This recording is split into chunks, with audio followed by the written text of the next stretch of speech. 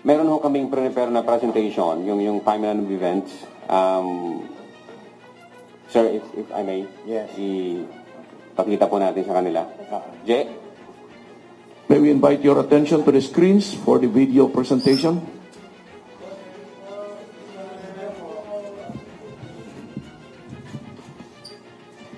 Yeah, so yung first slide, Jay, please. So this is all about deportation and handover proceeding, as well as service of warrant of arrest against Sir Arnolfo Arnitevez Jr. here. Next slide, please. So on May 27, we saw, it's public knowledge that the immigration authorities in Dili, Timor-Leste, arrested former Congressman Arnolfo Arnitevez Jr. Next slide, please. Then on 28, the DOJ released a press statement on the status of the transfer of Mr. Arnolfo Arnitevez Jr. Next slide, please. Then the same Department of Justice mobilized joint team composed of DOJ, NBI, and BI.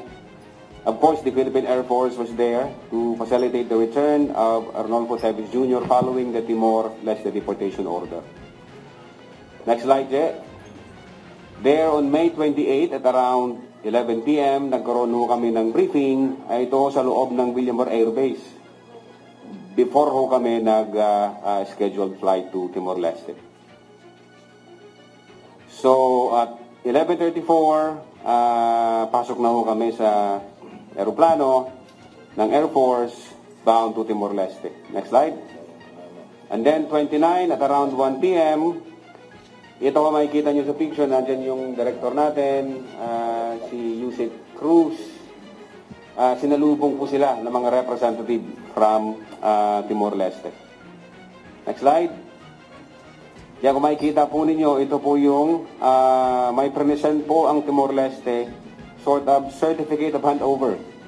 Ito ho yung kanilang initiation, representatives between the two countries. Next slide, please. Yan po makikita ninyo.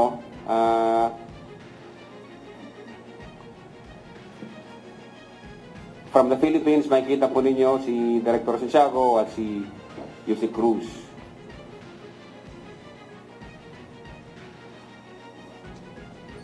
Next slide, Jay. So yung document po na kung saan present nila, pakita natin yung document, Jay, please. Yan, certificate of handover.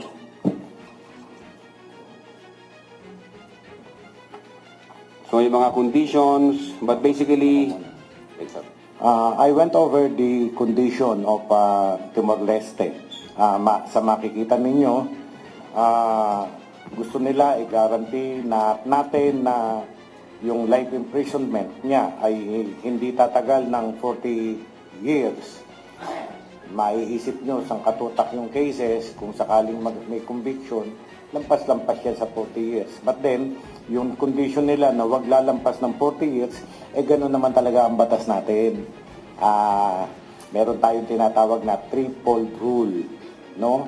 Maraming cases, yung totality nun, hindi dapat lalabas ng 40. So, ganun lang yun. So, yung sentence limitation, 40 years, no death penalty. Wala naman death penalty sa atin. Yan ang kinakatakot nila dun. Pinag-aalala ng Timor-Leste. Absolute prohibition na wag daw magka-torture, inhuman, degrading treatment. So, in-accord natin sa kanya lahat ng kanyang karapatan. Kagabi pa lamang, dumating si Mami, nagyakapan na sila,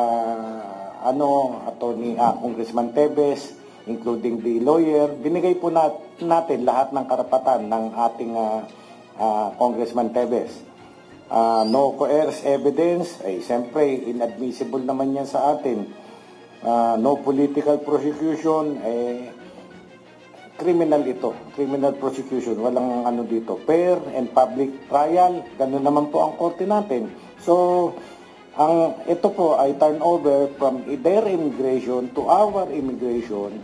So, being a former judge, ina-advise ko ang ating immigration na, okay, you can sign that. Ayan, nagkaroon ng signature, immigration nila at immigration natin. So, Congressman Tevez was finally turned over to us. Ganun po kaayos ang nangyari kahapon. Next, Je. Next, please.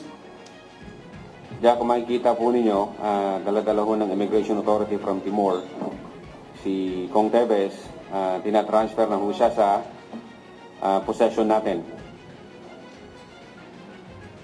Andiyan, so isasakay na po siya sa Philippine Air Force aircraft.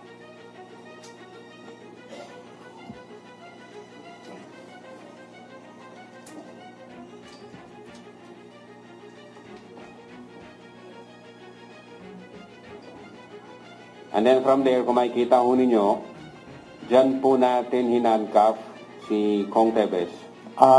Tinanggal na po ng Timor-Leste authorities ang handcuff, pati yung sa paa niya. Pati paa niya nakakadena doon eh. So, tinanggal na po ng Timor-Leste authorities, and then ako naman ay nag-order na tayo naman ang mag-handcuff. As a matter of protocol, pagka nag-aresto ka ng tao, he should be handcuffed. So, pinalitan naman namin. Pinalitan lang yung handcuff. At ayun nga, tinuloy na namin siya sa loob ng aircraft. Kumbaga, nasa jurisdiction na siya ng ating bayan dahil yung aircraft carrier natin, at doon ay binasahan na siya ng kanyang Miranda right ni Atty. Lotto. So, nasa news naman ho yan. Unfortunately, wala ho tayong sound ngayon kasi naka-live. But then, yan po yung Miranda rights na nabasa po natin kay Sir Tevez. Next, Je. So, ito na ho. Bound na po kami papuntang Davao para ho mag-refuel. Yan ho, makikita nyo yung status ni Kong Tevez during the flight. Next, Je. Yan, at approximately 9:30, I think na-mobilize na po yata yung mga media men natin dito sa Pilipinas. Hindi pa ho kami nakakarating yan.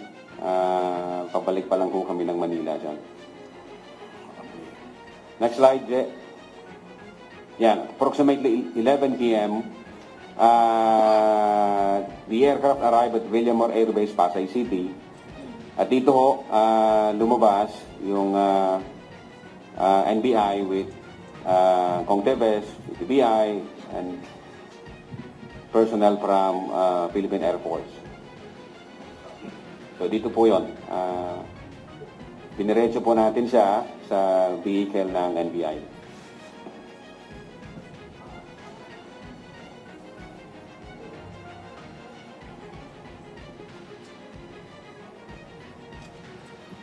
So from plane directly to NBI vehicle. Next slide, Je. So dito po siya. Ito na po yung sa loob ng building natin. Bantay sarado po ang si former Congressman Tevez. Dahil sinamahan po siya ng director natin at iniakyat po siya sa 9th floor para dun ho simulan yung booking processes. So makikita nyo, nag-conduct ko ang NBI ng medical examination. Chinek ko yung buong katawan niya. Then ito yung DACT, yung fingerprint. Yan ho.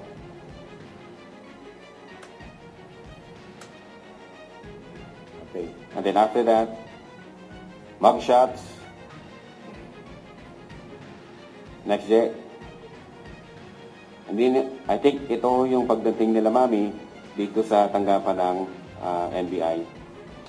Kasama ko si Atty. Topacio. Next, Je.